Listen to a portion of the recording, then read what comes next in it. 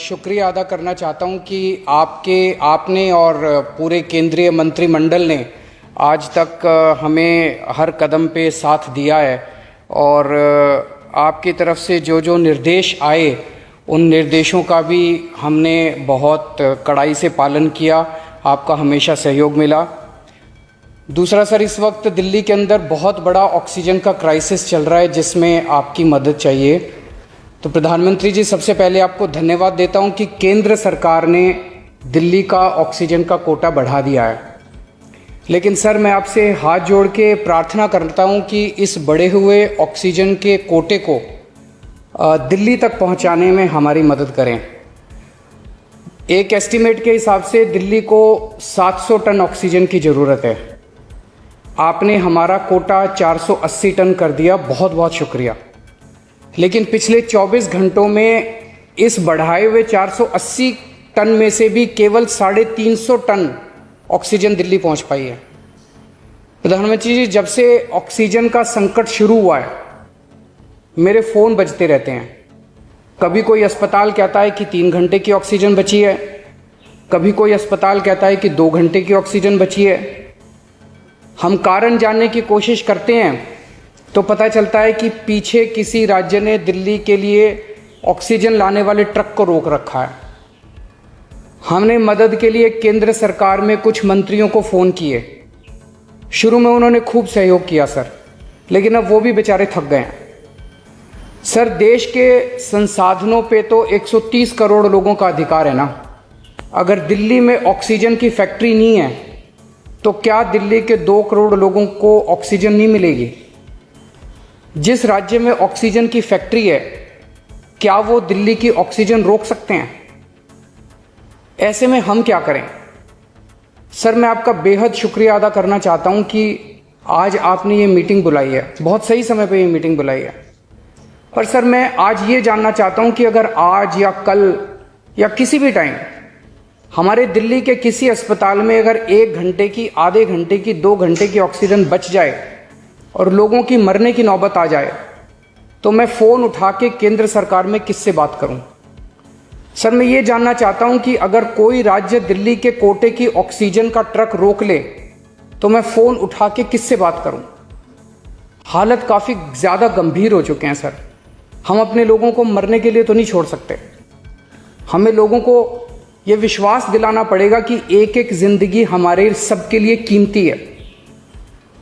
हम आपसे फिर से दिल्ली के लोगों की तरफ से हाथ जोड़ के अपील कर रहे हैं कि सर, तुरंत कोई कठोर और सार्थक कदम नहीं उठाया गया तो शायद दिल्ली के अंदर कोई बहुत बड़ी त्रासदी हो सकती है। मैं आपसे मार्गदर्शन चाहता हूं सर। कुछ ही राज्य हैं जहां से मैक्सिमम दिल्ली की ऑक्सीजन आती है और जहां सबसे ज़्यादा दिक्कत आ रही है और जहां सबसे ज़्यादा हमारे ऑक्सीजन के ट्रक रोके जा रहे हैं। मेरी आपसे विनती है, अगर आप उन राज्यों के मुख्यमंत्री को एक बार बोल दें, फ़ोन कर दें कि हमारे ऑक्सीजन के ट्रक ना रोकें तो दिल्ली के लोगों को ऑक्सीजन मिल जाएगी। आपका एक फ़ोन ही बहुत है सर उनको। दिल्ली के 2 करोड़ लोगों की तरफ से मैं आज आपसे हाथ जोड़ के विनती कर रहा हूं कि सर, आप हमारी मदद कर सकते हैं। आप कृपया हमारी मदद कीजिए और अस्पताल में लोगों को ताकि ऑक्सीजन मिल जाए। ऑक्सीजन की कमी के कारण अस्पताल में जो हालत बने हुए हैं वो अब देखे नहीं जाते। लोग बहुत ज़्यादा तकलीफ में हैं सर। पूरी रात हम सो नहीं पाते, नींद नहीं आती। इनका मुख्यमंत्री होते हुए भी मैं कुछ नहीं कर पा रहा। डर लगता है कि ऑक्सीजन की कमी से कहीं कोई बड़ा हादसा ना हो जाए। ईश्वर ना करे अगर ऑक्सीजन ना मिलने से कुछ अनहोनी हो गई तो हम सब कभी अपने आप को माफ़ नहीं कर पाएंगे। प्रधानमंत्री जी, कोरोना से देश को बचाने के लिए एक नेशनल प्लान बनना चाहिए। इस नेशनल प्लान के अंतर्गत देश के सभी ऑक्सीजन प्लांट्स को तुरंत आर्मी के जरिए केंद्र सरकार टेक ओवर करे।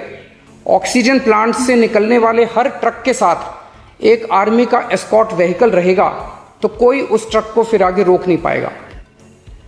सर, दिल्ली का जो ऑक्सीजन का कोटा आपने बढ़ाया, हम उसके बड़े शुक्रगुजार हैं। लेकिन उसमें लगभग 100 टन ऑक्सीजन उड़ीसा और वेस्ट बंगाल से आनी है। हम परसों से, जब से कोटा बढ़ा है, हम कोशिश कर रहे हैं उस ऑक्सीजन को दिल्ली लाने की। मेरा आपसे निवेदन है कि यहाँ से ऑक्सीजन अगर हो सके तो हमें हवाई जहाज से उपलब्ध करवाई जाए, और नहीं तो जैसा अभी बताया गया आपका आइडिया है ऑक्सीजन एक्सप्रेस शुरू करने का, वो ऑक्सीजन एक्सप्रेस शुरू करके वेस्ट बंगाल और उड़ीसा से हमें ऑक्सीजन दिलवाई जाए। आइडिया नहीं, ऑलरेडी चल रहा है। सर दिल्ली तक नहीं पहुंच पा रही हमारी, दिल्ली तक नहीं आ रहा। उसमें अगर हमें दिल्ली के लिए भी कॉरिडोर मिल जाए तो आपकी बड़ी मेहरबानी होगी सर। आपने 2-3 जगह तो कर दिया सर, आपके इंटरवेंशन से मुझे पता चला। एक दिल्ली के लिए और करा दीजिए सर, यहाँ की हमारी 100 टन ऑक्सीजन उधर से आनी है। प्रधानमंत्री जी, हमारे देश के वैज्ञानिकों ने इतने कम समय में जो वैक्सीन बनाई है, इसके लिए हमारे वैज्ञानिक साधुवाद के पात्र हैं। आपने इसमें जो प्रयास किए, आपका बहुत बहुत शुक्रिया। अब हम सब लोगों को मिलके कम से कम समय में अपने नागरिकों को ये वैक्सीन लगवानी चाहिए। इसमें केंद्र और राज्य सभी सरकारों को हमको मिलके काम करना है। अभी सर केंद्र सरकार ने आदेश जारी किए हैं कि 1 मई से राज्य सरकारें सीधे कोरोना वैक्सीन खरीद सकती हैं। इसके बाद एक वैक्सीन की कंपनी ने अपने रेट जारी किए हैं कि वो केंद्र सरकार को 150 रुपये में और राज्य सरकारों को 400 रुपये में देंगे। सर एक ही देश में एक ही सामान के 2 रेट कैसे हो सकते हैं? 1 नेशन 1 रेट होना चाहिए। सारे देश को एक ही दाम पे वैक्सीन मिलनी चाहिए। अगर देश एक है तो वैक्सीन का दाम भी तो एक ही होना चाहिए। तो मैं आपसे निवेदन करता हूं कि केंद्र सरकार को, राज्य सरकारों को एक ही रेट पे वैक्सीन मिले। जिस रेट पे केंद्र सरकार को वैक्सीन मिल रही है, उसी रेट पे राज्य सरकारों को भी वैक्सीन मिलनी चाहिए।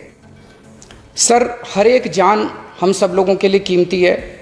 हमें ये एहसास हर भारतीय को इस वक्त कराना होगा।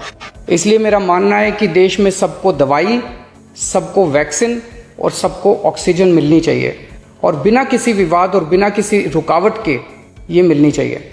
मेरा विश्वास है देश में अगर कोरोना के खिलाफ एक नेशनल प्लान होगा तो हम सभी राज्य सरकारें और केंद्र सरकार मिलके इस दिशा में काम करेंगे। सर कोरोना की वजह से दिवंगत आत्माओं को शांति मिले, कोरोना की वजह से दिवंगत आत्माओं को शांति मिले। हाँ जी सर। ये हमारी जो परंपरा है, हमारे जो प्रोटोकॉल है, उसके बहुत खिलाफ हो रहा है कि कोई मुख्यमंत्री ऐसी इन हाउस मीटिंग को लाइव टेलीकास्ट करे। ये उचित नहीं है। ये हमने हमेशा संयम पालन करना चाहिए।